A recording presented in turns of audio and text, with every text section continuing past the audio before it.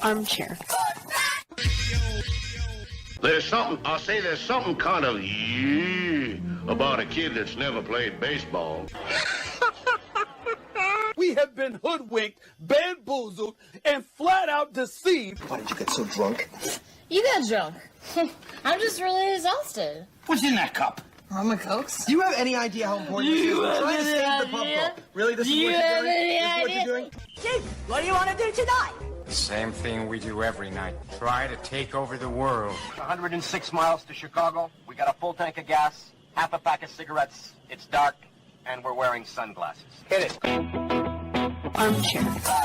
YouTube Live. Radio station. The radio station you can call your own. Do you know what listeners like about our station? I like everything. It's always on my radio. We never stop the music, except for now, when I talk.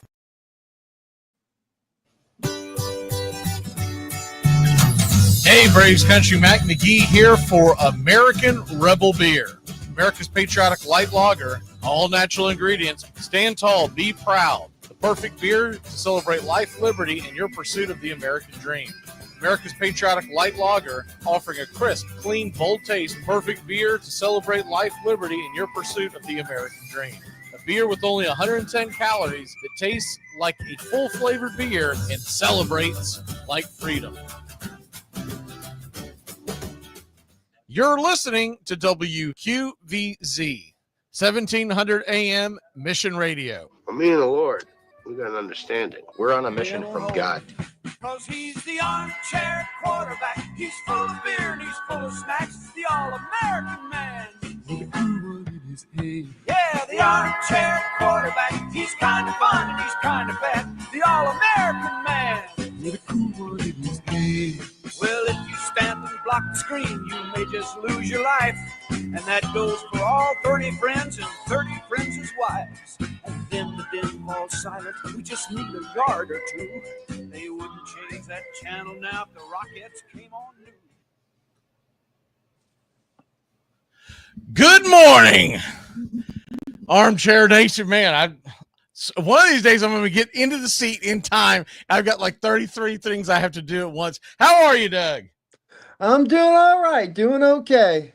Gonna send stuff off to certain stations. I got to make sure this is going right, that's going right, and none of it is here at the actual desk. I'm running around and everything. Anyways, you know how crazy my office is, how many electronics I have jammed in here. I'm trying not to trip over wires. Question before we get started. Did you partake in the new ESPN app yesterday that dropped? No, I did not. Or you more of the I don't need it, I've got cable, or I've got it on some streaming platform crowd? Yeah, I've got on a streaming platform. Okay. So I got it because I don't have it. I always shut mine off during the what I call the off season for ESPN, because they don't cover baseball. So why the hell am I going to watch? Why am I going to pay for them? Mm-hmm. And so I loaded up for it yesterday so that I would have access to all the college and pro football stuff coming our way. And I mean, it's got some kinks you're going to have to work out, but so far so good. I'll just put it that way. It crashed a few times, but I kind of figured that was going to happen with that many people coming into it, right? Mm-hmm. So, but all in all, I would say that it was pretty much it was pretty easy to not just download, but to sign up, which to me is always a thing. I feel like you always have to be looking at that. And I didn't have any issues with that. I actually didn't know that I already had an account, so I had to go find that damn password and everything. I was like, I have an account with ESPN. Why do I have an account? I guess I created it years ago just to play fantasy sports or whatever. So I haven't played fantasy ESPN in years because it sucks. It's the worst out there. All right, move on from that. So let's get into some fantasy football talk, because we're going to start off with it. Good to see you, Justin, in the chat. Anybody else in the chat? I know a lot of y'all put the earbuds in and head to work, and Everyone's still getting used to us being here at this time. The fantasy football, we're doing tight ends today and ranking the tight ends. And basically, you're giving me a couple loves, couple of hates in your reasonings why. What you got today? My first love is David Njoku. And the reason I love him is I think he's in a perfect situation with Cleveland. Joe Flacco has been named the starting quarterback, and the last big season that Njoku had as a tight end was when Joe Flacco was quarterback then for them. I love his value, the fact that he's coming in probably between either the 8th or 9th round. And I see him about averaging. He really is going to control the middle of the field with Elijah Moore gone. And I don't see a lot of competition even among the receivers. So I think he's going to get a boatload of pass attempts thrown his way. And who's your second? Yeah, and you know what? I think Flacco actually helps him. Yes. Flacco probably won't be the guy for the whole year. Like, let's be honest. We all know how Cleveland will do. They'll eventually bail on the whole situation with Flacco, and they'll put one of the rookies in once the season gets out of hand. But they're going to start with Flacco as their starter, and I think it's well deserved. Number one. Number two, I think that you're right as far as the fact that David Njoku is one, or Njoku, however you want to pronounce it. I've heard it 5 different pronunciations, but he has that big play possibility, and Flacco gives him a better opportunity with that. I guess the best. If they put Shedeur Sanders in, I don't know what the hell it expect. I don't even know if he's going to make the team, but they have a quarterback room that lacks luster. So Flacco may be there for a hot minute. Yep. And who's your second guy?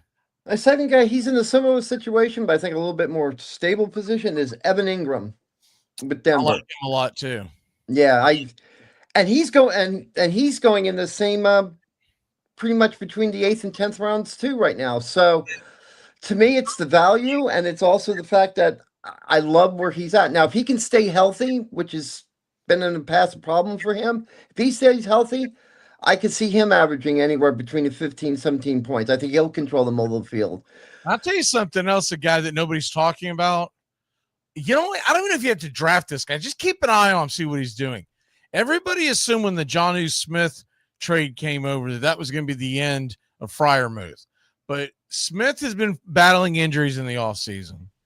And I just want to see, I'm probably not going to draft him in any league, but I want to see what Freiermuth does the first few weeks. And he may end up being a gem because we all know that Aaron Rodgers loves his tight ends. And though Jonnu Smith is the better athlete, Freiermuth has always been able to find himself open in the back of the end zone. Mm-hmm. So I don't know if good to see you, Peter. I don't know if drafting him is necessarily wise, but you definitely got someone like him in an Isaiah Likely. Just keep an eye on what's going on, because eventually Mark Andrews started to tail off last year anyways, right? And so eventually Isaiah Likely is likely to be the guy, right? But these are the names that I'm looking at is like a possible backup. I don't tend to carry backup tight ends, or someone that I'm keeping an eye on the waiver wire. As far as a strong possibility of a guy that you might want to look at as a sleeper, to me, one of the best names out there, and he's really shined in the, not necessarily the preseason games, but in the preseason camps. You got Tyler Warren of Indianapolis, and then you also have Chig from Tennessee, because he has evidently built some kind of big rapport with Cam Ward. And we all know rookie quarterbacks are always looking for that security blanket. Mm-hmm. Let's be honest, Daniel Jones is essentially a really old rookie quarterback. Who are the tight ends you're staying away from? Probably 2 guys I just mentioned, right? No, no. Actually, one I'm absolutely staying away under any condition is Cole Kmet with Chicago, because that rookie Loveland has come in. Yes. That does that not scare the hell out of you as far as going, I don't know what to do with this, but I don't think I want to touch it? Yeah. I don't want to go near. I don't care if I'm desperate. I mean, I'll leave my tight end space blank if Cole Kmet's the only thing left. Right. So, and that Loveland kid is real. From the preseason, that guy is hot. I could see him basically pushing Kmet off the field, maybe even. But I think Chicago's running a two tight end set anyway, so I think Cole Kmet will be reduced to just being a blocking tight end. Justin says, watch out for Bowers. I mean, that's low-hanging fruit. He's the number one tight end, Justin. We're talking about guys that not necessarily they all have to be sleepers, but they're not the obvious choices. They're not the obvious choices. Remember, I'm going by valued ADP. I mean, if you figure if you're drafting, a lot of guys are going to take the name recognition.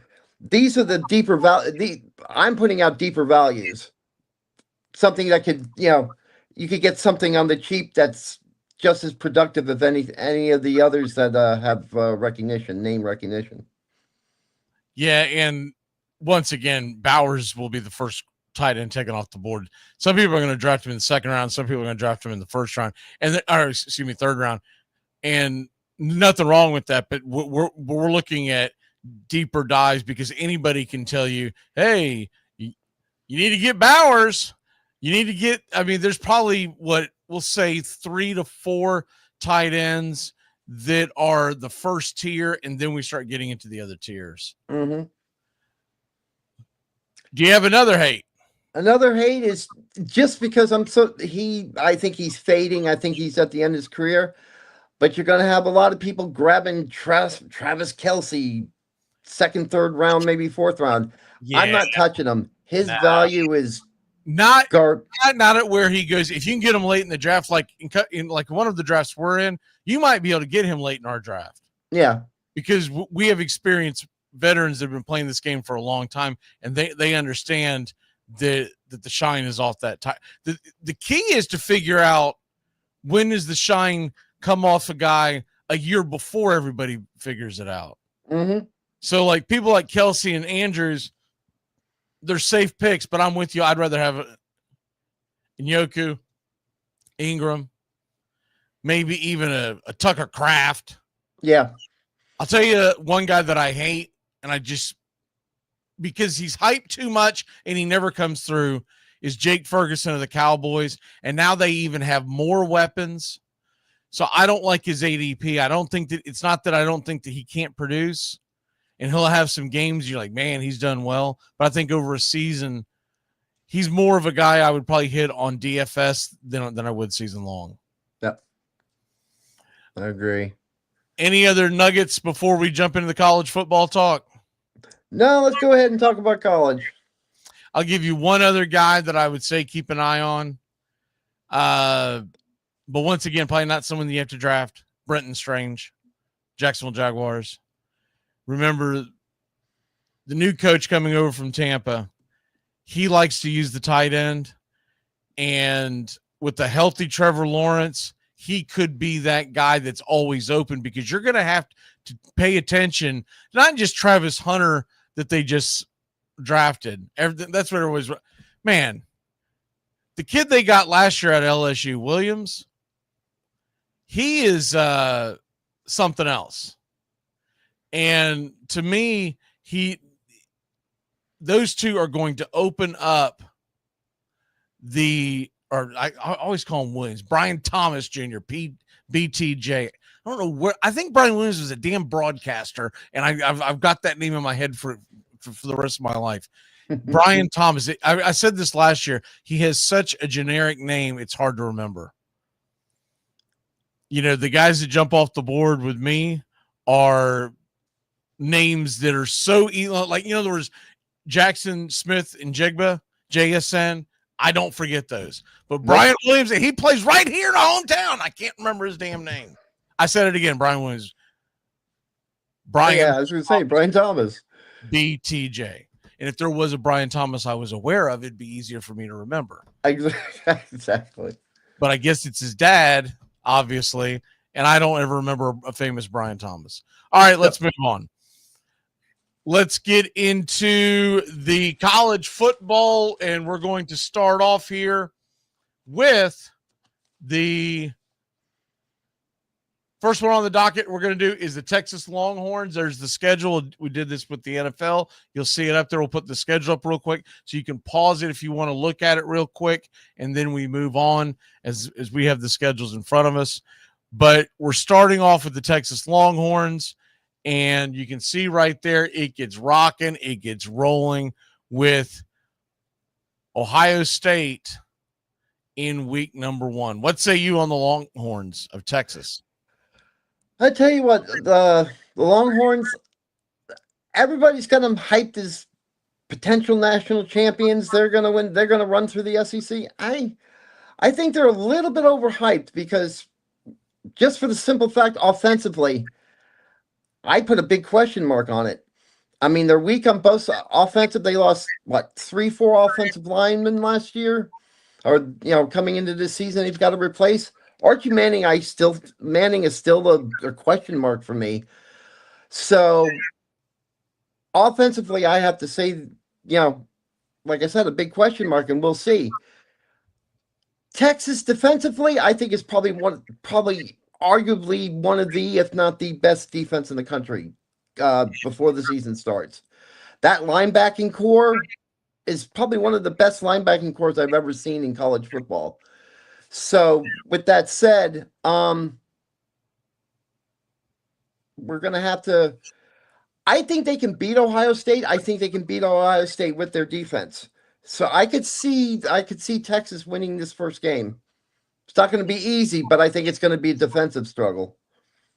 And after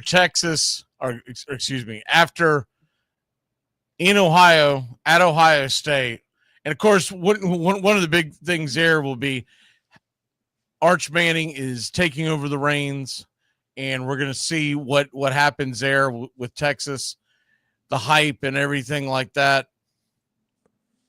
You get Ohio State, and then you get 3 layups: San Jose State, UTEP, and Sam Houston. Then they get back into their actual schedule, right? Mm-hmm. At Florida, at home against Oklahoma, at Kentucky, at Mississippi State, at home against Vanderbilt, at Georgia, at Texas A&M, and just before that, at home against Arkansas. So looking at this,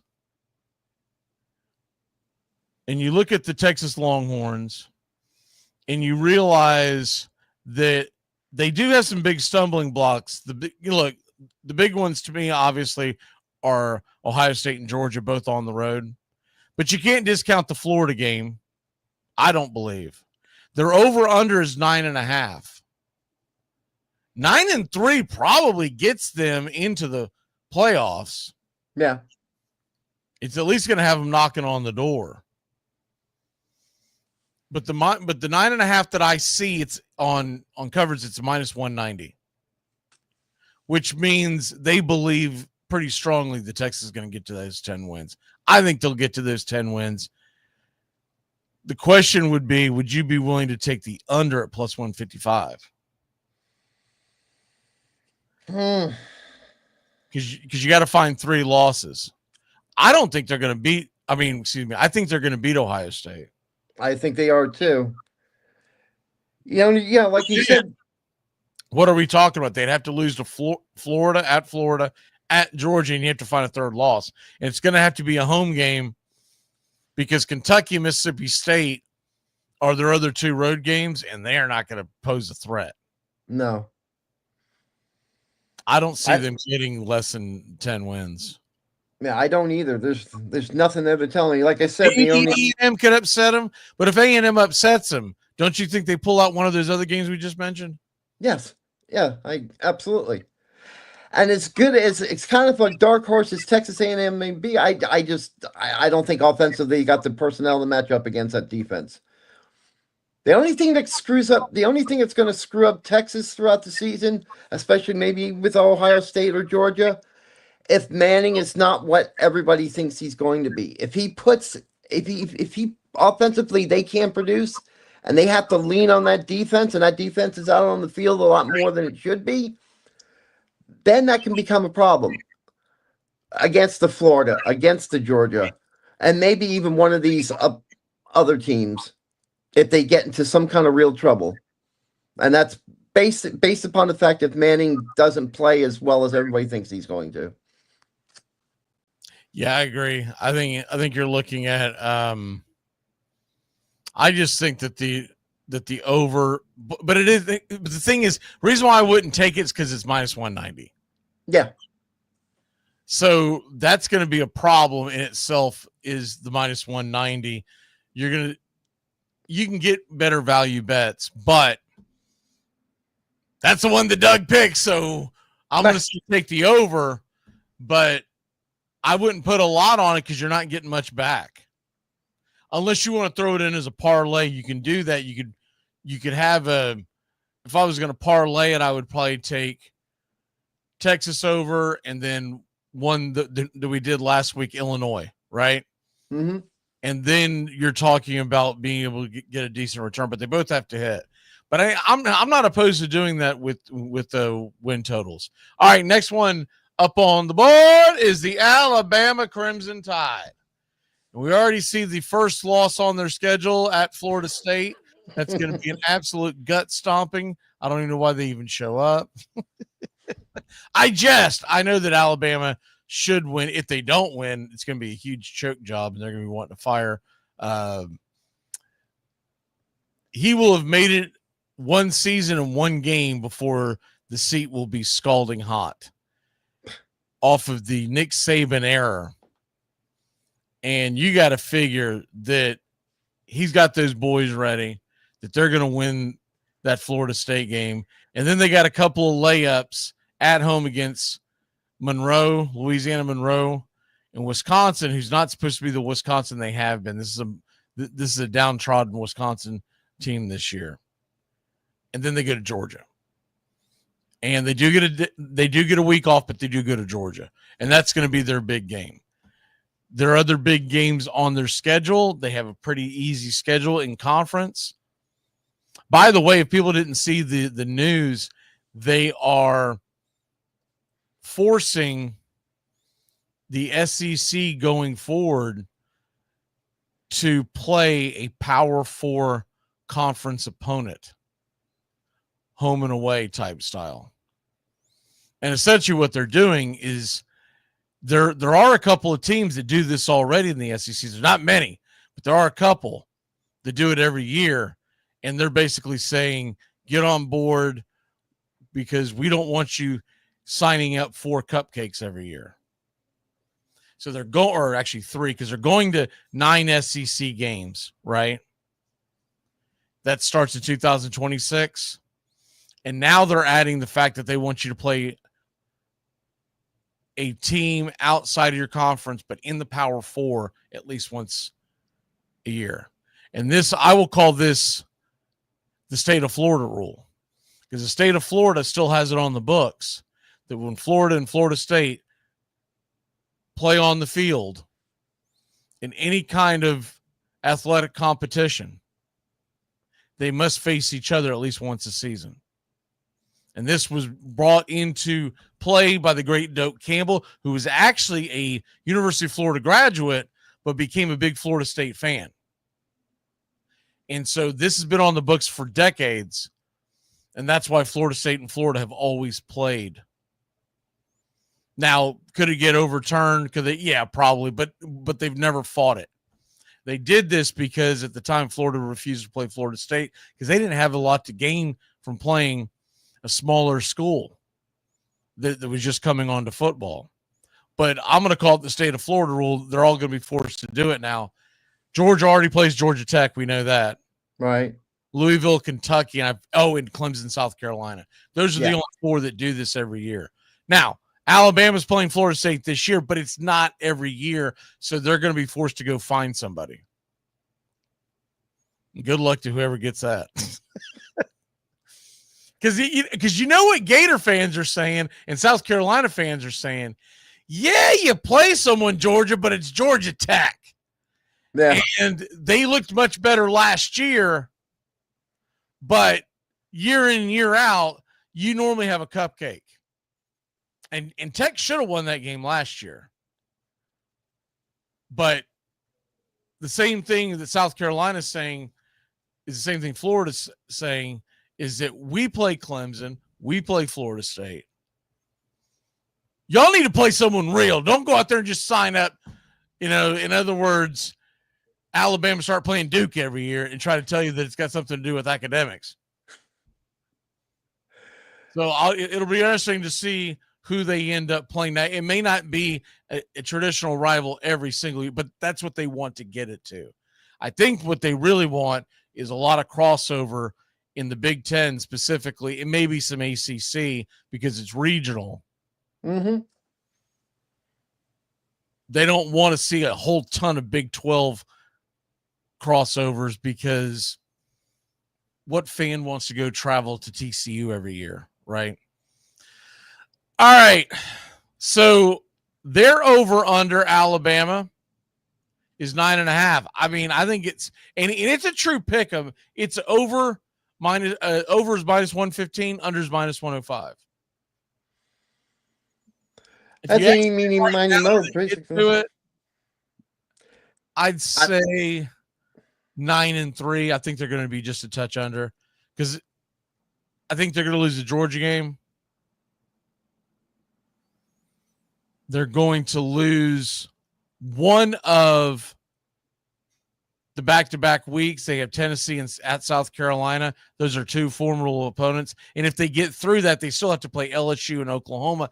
And at the end of the year, though this isn't one of the top Auburn schools we've seen in a while, they are at Auburn, and you just never know. What say you? I would agree with that because I think the thing that'll make them 9-3 is I think they will definitely lose to LSU this year. By the time they face LSU, LSU is a big dark horse this year anyway. But they're 9-3 because they lose to LSU. It's in Bama, but that doesn't tend to matter. No rivalry. I'll tell you something else. What I would do if I was seriously going to take this bet, they should have the much more talented, put together roster. Florida State's doing a complete overhaul, even though they kept the same head coach, new offense, new defense, et cetera, et cetera.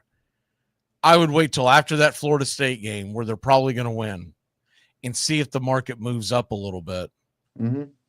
If you want to take the under. Because if they win, then people are going to, especially if they look really good, you're going to see the number go up. You could see it go to 10.5. Probably won't, but you'll probably get better odds. So if you like Alabama, wait till that first game where they probably beat Florida State by 2 or 3 touchdowns. You would think. I mean, that's what they're favored. If they squeak by, you're going to need to hold off. Wait till after the Georgia game. Because if they squeak by, everyone's going to be like, oh, they suck, blah, blah, blah. All the overreactions you always get in college football in week 1. Or God forbid they lose. It'll be, oh, my goodness, the sky's falling. Then just bang the hell out of the over because they're going to come out with their hair on fire and win several games. And you're going to be, at the end of the year, you're going to be like, I can't believe I got him at 8.5. So to me, it's a stay away, but if I'm taking it under. All right, next one on the docket. See, you just spoke of them, the LSU Tigers. Yes. They are an interesting team this year, really interesting, because you look at this team, and let's be honest, Brian Kelly was not brought in to do a season or to endure any seasons of multiple losses, and he really hasn't had that defining season yet with LSU. And the LSU fan base is one of the most critical and unrealistic fan bases in all of college sports. And if he gets off to a bad start, it's going to be a problem. but he's expected to have a good team. They do go to Clemson in week 1. I don't think they're going to get that win. I think that is a very tough environment in Clemson, and it's a night game, and they're going to be rocking. That's the game that everybody's looking forward to on week 1. I mean, I'll joke and say it's Florida State, Alabama, but everybody knows it's Clemson, LSU. I mean, and Ohio State, Texas to a degree, but I still think Ohio State is lost so much. How the hell are they going to keep up with Texas? But then they get Florida. I'm just going to name their key opponents so that we don't run out of time. At home against Ole Miss. At home against South Carolina. These are all ranked teams, by the way, if you haven't looked at the A&M at home. At Bama. Home against Oklahoma. And that's it as far as ranked opponents. Right. The LSU Tigers, a very gettable 8.5. What say you? I agree. And the interesting thing about them is the fact that it'll come down to they brought a huge haul of defensive players in for that defensive coordinator to build upon. I almost could see LSU getting off to maybe a little bit of a slow start because he's got to see that he can get that defense to play. But I think down the run, I think LSU will be a major player, and I can see them. I can see them winning 9 games when it's all over. And people are going to panic because I like you. I believe they may lose to Clemson, and then the panic meter's going to run. Oh, LSU isn't what they think it is. But I think down the hall, it's when that defense starts to coalesce and this team kind of learns to play together as the season goes along. I think LSU. I think they go 9-3. I'm going to take the under, mainly because it's a plus 135, and all I need is 4 losses, and I just don't believe in Brian Kelly, but he's got a talented team. Here are the losses, if you would indulge me. At Clemson, they beat Clemson. All bets are off, and I made a terrible mistake. Yeah. At Clemson, man, they've lost Jackson Dart, but I still think Ole Miss is going to find a way to get him. Alabama is going to be very tough. I think Alabama is going to find a way to get him. But even if they squeeze these out, you're trying to tell me they're going to go undefeated then against South Carolina, A&M, at Oklahoma. Oklahoma is a team that I think a lot of people are sleeping on. They're going to be a lot better than they have been in the past. I just think that's too many. And, the Florida game, they probably beat Florida because it's in LSU and it's a night game. We all know those are tricky. But it's not a gimme, and there's too many potholes in the road for me. I would say this. I'm more likely to find a better number on the over 9.5 than take the minus 165 on the 8.5. Because if LSU's the real deal and they win these games like Clemson, like Florida, like Alabama, then they're probably going 10-2 or better. Yeah. And so that's the number I'd be looking for. So maybe this is another one I wait till after the Clemson game and see where the market, and just see where the market fills. Because if they lose it, your number's probably going to get much more in your favor. Because there's a lot of we have unrealistic expectations as college football sports fans of kids who are 18, 19, 20 years old. We just do. We don't even think about it. When I was much younger, I had even stupider expectations because I was their age. I was like, "Oh man, you can do it, you can do it." Yeah. Now you get older, you're like, "Man, these are kids.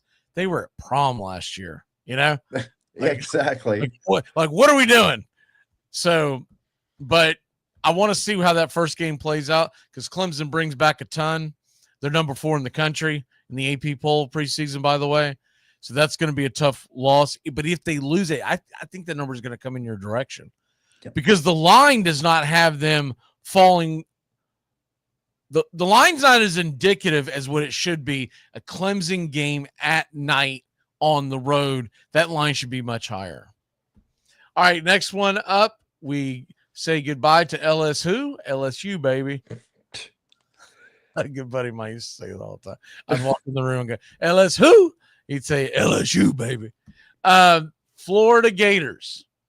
So the Florida Gators 2025 schedule, and it is a doozy. Now, got it up on the screen real quick so you can pause it if you need be, and now we will pull it away. All right. Here we go. They start off with Cupcake City, Mm-hmm. Long Island, South Florida. I get it. They got a pretty tough schedule, so you can't beat them up for that. Their over-under, by the way, is 7.5, and you might say a team that's ranked preseason ranked 15th in the country. How the hell is their over-under only 7.5? That's barely going to get them into a decent bowl game. Yeah, that's the voters. That's the voters for you nowadays, right? They don't, man. They have assistants been voting for them forever. The plus money is to take the Gators 8 wins or more, minus money, minus 130. All right. What I'm saying is that number, if you for some reason like the under, is going to go up after week 2 because Long Island University and South Florida should get their guts stomped out. Yeah. They're both in Gainesville. So any chance, first of all, what the hell? Long Island University has a football team that can compete with the Florida Gators on any quarter. What? I mean, you talking about just throwing the pigs to the slaughter, right? But then they go to LSU, then they go to Miami, then it's Texas, then at A&M. So 3 or 4 games there are on the road against ranked opponents, but the one home game they get is to the number 1 team in the country. They get a little bit of a breather there. By the way, they do have a they do not have a week off in between any of those either. So jot that down. Then they come home against Mississippi State. They do get a week off before the largest outdoor cocktail party in the world, Florida, Georgia, in Jacksonville. At Kentucky, at Ole Miss. And then they finish their season up. I don't ever remember them playing Tennessee this late in the year. This is a weird one. I'd like to know why it was moved. It's an abomination. Tennessee, Florida used to always signify the beginning of the SEC schedule in my head years ago. It was always the second to third week it was usually the third week of the college football season. And we used to have big ass parties in Tennessee over that. And it was one of my favorite weekends of the year. And I'm not a Tennessee or a Florida fan. Not as far as my first love. Tennessee's, as Justin used to always say, Tennessee's always been my side girl, you know? Mm-hmm. But we used to have some hellacious fun parties. And now they're doing it in November. And they're going to do it in November. I want to see them do it in November next year in Knoxville. That's all I'm saying. Don't Notre Dame us. Don't Notre Dame Southern Cal us. Don't do it. Don't do it. If they're going to play not in Florida in November, I want to play in Tennessee in November next year. But that's a back-to-back killer, actually back-to-back-to-back killers of Ole Miss. They usually either have the week off before Florida State or they play Cupcake City. That's not happening this year. No. So, wow. Where do we go from here? Well, you figure with, and I don't know if they get to it, and you might still put them in the playoffs. That's how good that schedule is. That schedule's ridiculous. Look, I'll tell you, they may be ranked 15 now, but by week 6 or 7, they will not be. They won't even be ranked by the end of week 7. Number 15 will be a long gone memory. I almost want to think if you want to take them on any kind of an over, wait till they get mogged down into early October. Yeah. And see where they're and see where their record's at? Because I don't think you're getting a fair enough to take them on the under right now at 7.5. To me, almost seems like fool's gold. Or if you're taking the over, if you really let's say you're a Florida fan, you're like, I'm not pulling for them to lose. Then wait for them to take some losses. And if they don't, if they keep winning, then you know what? You just take the foot off the. Then you might go the other way and take them on a fairly long shot to win the SEC title. But if you're asking me right now, where do I take it? Minus 130 under, plus 100 over. I got to take the under because Florida's going to be a good team, but that is a brutal schedule. Yeah. How do they, this second year in a row, how do they keep getting the hardest schedule? And then we see some of these others, like the Alabama schedule and the Georgia schedule and whatnot, and they're not, and not that they're all layups, but they're nowhere near as difficult as this. No. I think that schedule is designed to put Alabama and Georgia on that collision path. Florida, I think it's, like I said, I think it's just done on purpose, because if the other two, their schedules is not as hard, and Florida basically has to play everybody, it knocks Florida out. It makes it easier for Alabama to get the big game, to get the Alabama versus Georgia, Alabama versus Texas. It puts those three on a collision course with each other, which is what I think the SEC wants. So I think the scheduling is reflecting how they want and anticipate the season to go. Usually college football is like this. That's why I always say it's inferior to like Major League Baseball. Major League Baseball, any given day, you can lose the game. Yeah. That's the intrigue. Same as the NFL to a degree, but not as much as baseball. Baseball momentum's today's starting pitcher, et cetera, et cetera. Mm-hmm. College football, most college football fans really know they'll try to lie to themselves. There's only about 3 or 4 big games a year. Now that you got the playoffs, it's more, but I'm talking about regular season for years and years and years. You had, even back in the day of Oklahoma and Nebraska being great football powers. Hell, they had 1 game a year they had to worry about, and then they wouldn't play in the Orange Bowl. Yeah. Alabama, usually 2 to 3 games after. This Florida, I'm looking at it. You can make an argument for 9 losses. They're not going to lose 9, but you can make an argument. There are 9 teams on their schedule that they could lose to. And the only reason why the Florida State would be a possible is because it's a rivalry. Though it's at home, it's off. Back to back to back to back of Georgia, Kentucky, Ole Miss, Tennessee, Florida State. You may not be healthy by the time you get to the FSU game. Mm-hmm. To heck with worried about if they're going to be up for, because you're eventually going to get exhausted. There's going to be a game in there that they don't play well, because even though they get paid nowadays legally, college football still is more about in between the ears, because they're young. They're not professionals yet per se. And they do not have the habits of, this is my job. Let's go. It's game day. Most of these kids, they got to get up for a game. And you talk about a gauntlet like that. Mississippi State, and then Mississippi State, South Florida, and Long Island are the only layups that they have. Yes. Florida State probably is a win. But once again, it's at the if they played Florida State in week 3 or 4, I'd say, you're probably going to dust us. But at the end of the year, I'll take it. I'll take my chances. You give me a full year of the Gus Malzahn experience with the offense. Not to mention his offense is a pain in the ass to even game plan for, right? But anyways, we'll move on. I just wanted to make that point.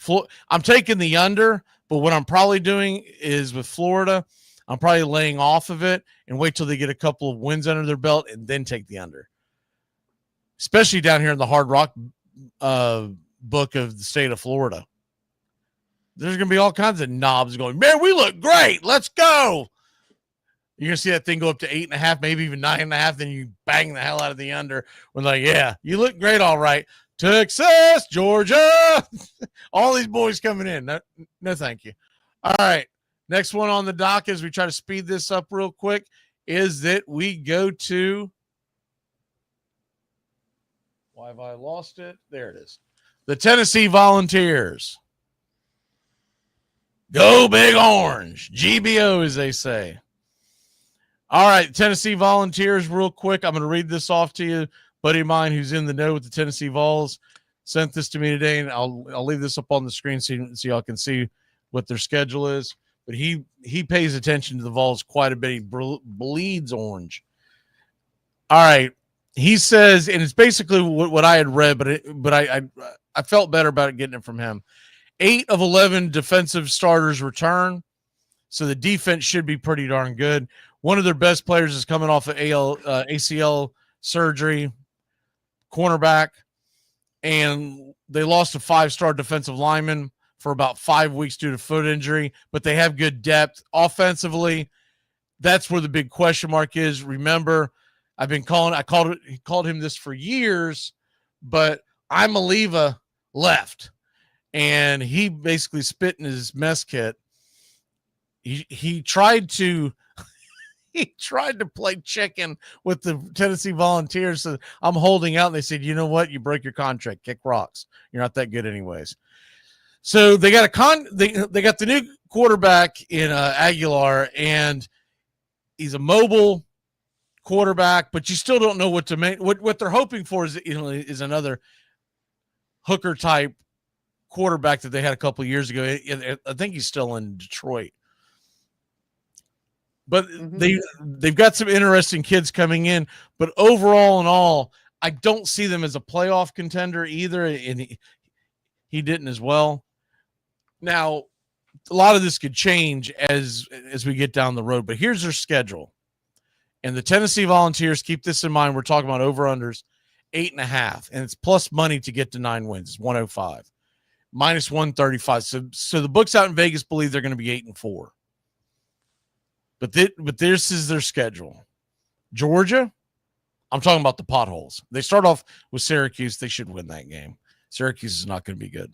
And it's being played at a neutral site, but I don't have the neutral site in front of me. I can't remember where they're playing that game. All right, Georgia, Bama, at Bama, Oklahoma, Florida. That's 4 of your biggest concerns. You got to win at least one of those to get to 9. You do have a couple of others just because of the rivalry factor.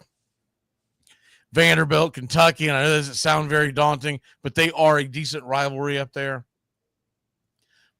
And you never know what to get out of Arkansas, but it is in Knoxville. But the major stumbling blocks are at home against Georgia, at Alabama, home against Oklahoma, and at Florida. You got to win one of those to get to 9. I think they get to that. Honestly, I think they probably get to the 9 wins. Because I don't think they're going to lose to Syracuse, and I believe they're going to win one of those games. It will most likely be the Oklahoma game, but Tennessee-Bama is a true rivalry.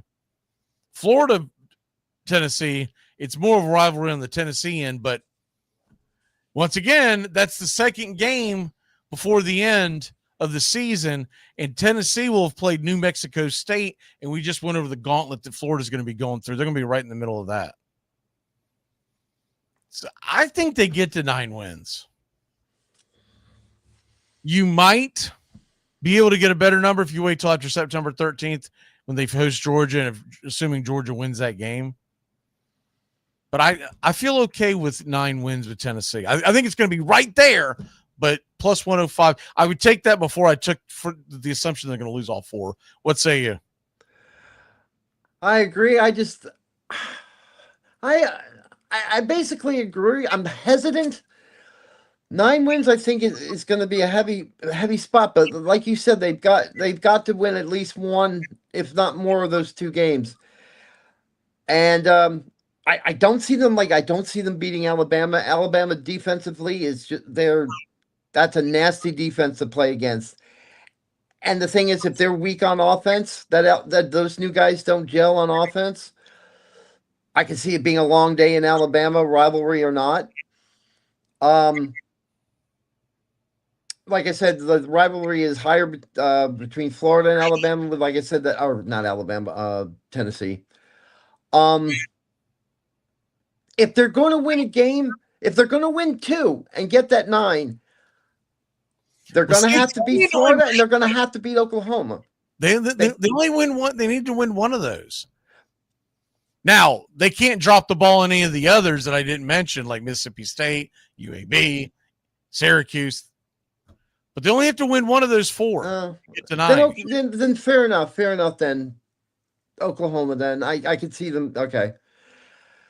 I mean, basically, I'll agree with you on this, but I think they've got a lot of pitfalls. I think Tennessee could potentially be a lot of upset bait this year.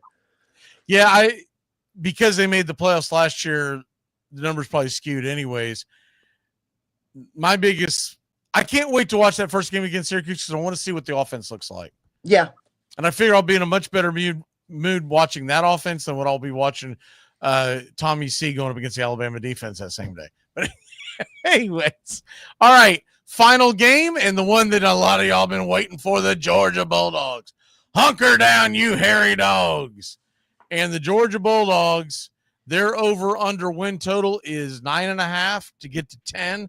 It is -170. It's not a great payout, but that's the number they have right now, and I think they get the over. I see a couple of pitfalls that could happen, but I don't think they lose all these games. They play some tough opponents this year. They got Tennessee on the road. They have Alabama at home. I'm going to say at Auburn is a pitfall just because it's one of the oldest rivalries in college sports. It's a misnomer that it's the oldest one in the South. It's actually not, but we won't get into that. But it's one of them. Ole Miss is difficult. Florida is on neutral site, still a rivalry game. They're due to kick that door in. Texas, but I think Georgia's going to get to 10 wins. That roster is just too loaded, too talented. Yeah, especially bringing in McCray, and I think that other running back Frazier is going to have a better season. I mean, if you want to question anything offensively with Georgia, is the quarterback play. But I think those two running backs are going to more than make up for it. I think they're going to be a kind of a slugging offense, and that defense too. Like I said, that is the kind of the highlight of the whole SEC, and I think Georgia epitomizes is their defense as well. So yeah, I see them winning 10 games. Because I do think they're going to get the win at home against Bama. I don't think it's going to be easy, but it's between the edges. It'll be a night game. Let's go. Yeah, you plug in that running game against Bama, you wear them down. Yeah, I can see them beating Bama. And they do go on the road to Tennessee, but they get a week off in between. Yeah. So they should be ready for that. Like I said, I only see a couple of pitfalls. Texas. But remember, everyone thought they were going to be concerned about Texas last time they played them in Texas, and they smashed their nose in. So I mean, honestly, if the number was 10.5 and I'm getting plus money, I'd probably be thinking about taking the over on that. Mm-hmm. But 10, I don't see how they don't get there. What is your walk-off we got to jam? Quick walk-off, like I said, you got the game coming August 30th, LSU and Clemson. That is a key interesting game. I'm sure we'll talk about it again before the game comes on. But my takeoff looking at the SEC, that's where we're going to know where LSU and Clemson too. We're going to see where they're at. My walk-off, couple things. Braves Country Day is coming your way, top of the hour. I'll need a few minutes to redirect some stuff and get things opened up, but that's why it's coming on at 10:05. Next week, we're going to do college football futures, meaning the actual playoff predictions, and we'll be actually getting into week 1 and be actually doing our 6-pack. You do have some games this weekend. The biggest one's going to be the noon game over in Dublin. One of my favorite picks, Doug, if you want to grab something, we won't count it against your record. If you win, you win. For this weekend, if there's anything you like, I'll take the under in that noon game, Iowa State, Kansas State. figured most likely over there it's probably going to be rainy, misty type of weather it normally is. And two teams that like to run the ball, I'll take the under in that game. But if you got one that you like, Doug, throw it at me. If not, we'll see you next time. We'll see you next time. All right, next week starts our 6-pack of picks, baby. Let's go. Is it 6-pack or a 4-pack? Whatever the hell it is. It's a 6er. It's a 6er. We'll do a 6er. All right, we'll see you next time, y'all. All right. Well, the season's finally here, and the players... Hey, football fans, you ready for the gridiron? Thursday and Friday mornings, the Armchair Quarterback Show returns, 9 a.m. Eastern. We'll be talking college and NFL football, the point spreads, fantasy football advice, and more. Want to catch it live? Become a Country Club member today here on Braves Country Radio. We'll make the replay available to the public later on that day as we're being broadcasted nationwide on independent radio stations. As a member catching it live, you can ask your questions. We'll answer all. Point spread advice, player props, your fantasy football questions. It's the Armchair Quarterback Show, Thursday and Friday mornings this fall here on Braves Country Radio.